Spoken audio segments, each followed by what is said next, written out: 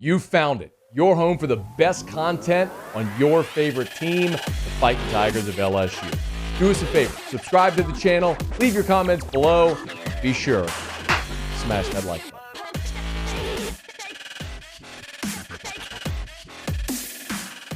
It is LSU Auburn week. You'll hear me say this all week. It is my favorite week of the year. This is my favorite rivalry. I love LSU Auburn. I love it more than LSU Bama. I love it more than LSU Florida. I love it more than LSU Ole Miss. A lot of times, rivalries and your affinity for them are age associated, correct? So, for my grandfather, it's probably LSU Ole Miss. For people who came up in the 70s, probably LSU Alabama was trying to beat the Bear. And, maybe more recently, LSU Florida and LSU Alabama. But for me, my first, memories of LSU football, where I actually remember games, were during the Hallman era, the end of Archer and the Hallman era. So there's 6 straight losing seasons. So for me, 95, the Auburn 12-6, bring back the Magic game is one I'll always hold dear. And then everything that transpired after that, the barn burner, Cecil Collins, the cigar game in 99. Of course, 2001, 20 years ago, was euphoric. LSU punching its ticket to Atlanta for the first time. There was John Vaughn missing field goals. There was Flynn DeBerg in 07. There was the PI in 06. I mean, we know. You know all the games, all right? But I love LSU Auburn, and we all know the storyline that LSU hasn't lost to Auburn in Tiger Stadium since that game in 1999. And, I'm not surprised to see LSU as a slight favorite in this ball game. The Tigers are at home. They are playing better. And Auburn was played really well on the road against Penn State, came up short, and had an emotional letdown last week against Georgia State, and darn near lost. Probably should have lost that football game, but made a couple of plays late. But as I start to kind of look and explore this matchup with LSU and Auburn, for this week, and we'll spend really a lot of time this week delving deep dive into all of it, but you kind of look where different teams may have a certain advantage in the ball game. And, you have to sort of annotate that Auburn's first 2 games were against Akron and Alabama State. Those 2 games against those 2 opponents completely tilted Auburn's statistical averages because they won 60-10 and 62-0 in their first 2 games. Then they went on the road against Penn State and played a really competitive game and lost 28-20. And then last week, of course, were almost popped by Georgia State. But you look at Auburn's points per game, they average about 10 more points per game than LSU. You look at points allowed per game, LSU's allowing a touchdown more per game than Auburn. You look at total yards, Auburn more than 100 yards better per game than LSU. LSU does have an edge on Auburn in the passing game, but in the rushing game, it's not even close. Auburn's got one of the best rush offenses in the country, 257 yards a game. I'll say that again, 257 rush yards per game to 80 for LSU. When you look defensively, Auburn's pass yards per game, they're allowing about 50 fewer pass yards per game, and the rush yards per game, about what and what, actually, with LSU and Auburn, just about 10 yards separating them.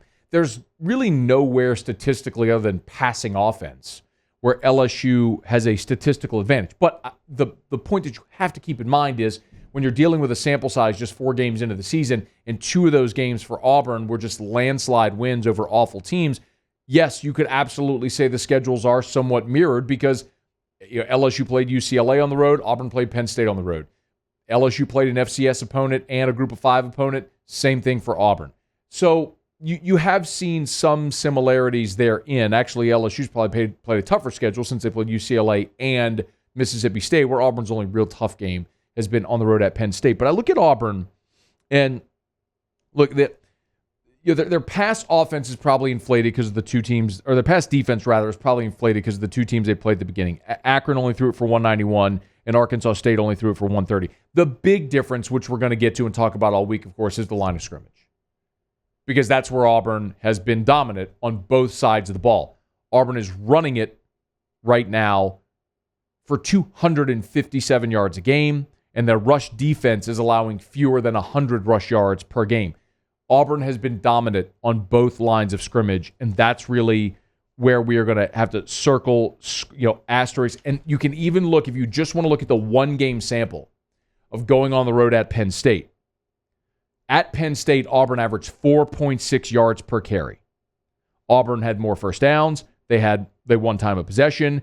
They rushed for 100 yards more than Penn State did in that game. The difference is And defensively, they limited Penn State at home to 2.5 yards a carry. That's the if you're LSU. You realize Auburn has been dominant running the football, and the one real legitimate opponent they had, they smothered them on the road and didn't allow them to run the ball. So the question really is, can LSU throw it? And I'll remind you, Penn State in that game up in Happy Valley threw it for 302 yards against this Auburn secondary and won the game, scoring 28 points. LSU's going to have to follow a similar blueprint because I don't know that they're going to be able to get the running game going. Listen, Max Johnson met with the media earlier on Tuesday, and that question persists about the search for a running game, and it's something LSU's going to have to address all year. I don't know that it really improves this week, though.